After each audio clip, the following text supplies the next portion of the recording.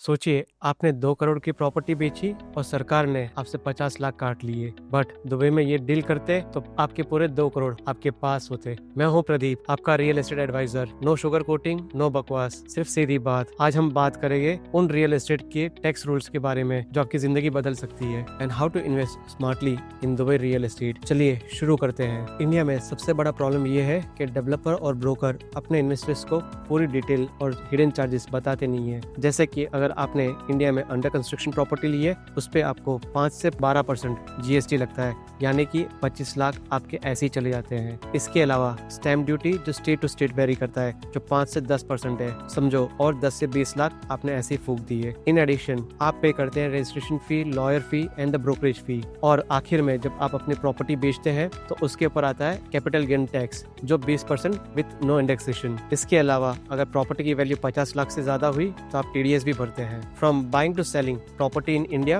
आप on an average 45% tax pay करते हैं, जिसका मतलब अगर आपने 1 करोड़ की प्रॉपर्टी ली है, आप ऐसे ही 45 लाख गवर्नमेंट को दे देते हैं। यही सेम चीज अगर आपने दुबई में इन्वेस्ट किया हो, there is no capital gain tax and there is no rental tax, सिर्फ 4% DLD फी। और सबसे बड़ा दर्द इंडिया में, अगर किसी सेलर ने कैश मांगा तो आपका लोन रिजेक्शन और फ्यूचर में इनकम टैक्स की लीगल नोटिस। इतना टैक्स पे करने के बाद भी प्रॉपर्टी टाइमली हैंडओवर नहीं हो रही है। इसके अलावा there are land acquisition problem, जहां आप कोर्ट के चक्कर काटते रहते हैं। यही कारण है 2025 में 8,000 से ज्यादा इंडियन मिलियनर्स दुबई शिफ्ट हो रहे हैं। अब इसका सॉल्यूशन क्या है, सुनिए। इंडियन मिलियनर्स की 3 सीक्रेट स्ट्रेटेजीज। सबसे पहले है गोल्डन वीजा, जहां आप 2 मिलियन दिरहम की प्रॉपर्टी लेते हैं, इवन अंडर कंस्ट्रक्शन में सिर्फ डाउन पेमेंट करके आप गोल्डन वीजा अप्लाई कर सकते हैं, जो 10 साल का होता है। इस गोल्डन वीजा से आप अपनी फैमिली को भी स्पॉन्सर कर सकते हैं। Second, company setup. आप प्रॉपर्टी कंपनी के नाम पे लेंगे, जहां अपना शेयर बेच के टैक्स बचाओगे। इवन मुकेश अंबानी का एंटीला भी कंपनी के नाम पे ली गई है। थर्ड,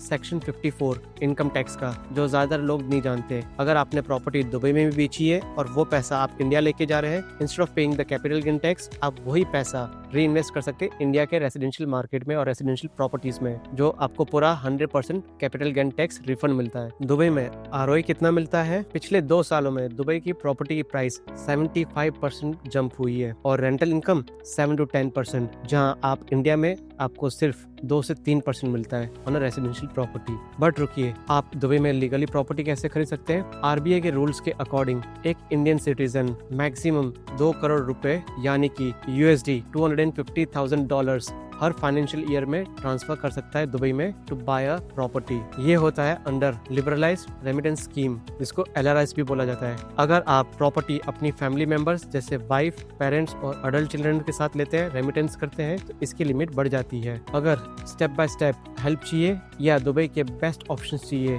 तो नीचे दिए हुए नंबर पे कॉल कीजिए। अब बात करते हैं आपका प्लान क्या है। ऑप्शन 1, इंडिया में रह के टैक्स भरो, सरकार को डोनेट करो, या दुबई में इन्वेस्ट करके मस्त रहो। अगर आपको ये वीडियो 10% भी यूजफुल लगा हो तो लाइक करो, ताकि यूट्यूब आगे ये वीडियो और लोगों को शेयर करे। कमेंट करके बताओ इंडिया या दुबई आप कहाँ इन्वेस्ट करोगे। सब्सक्राइब कीजिए ताकि मैं हर हफ्ते आपके लिए ऐसे फाइनेंशियल इंफॉर्मेशन शेयर करूँ।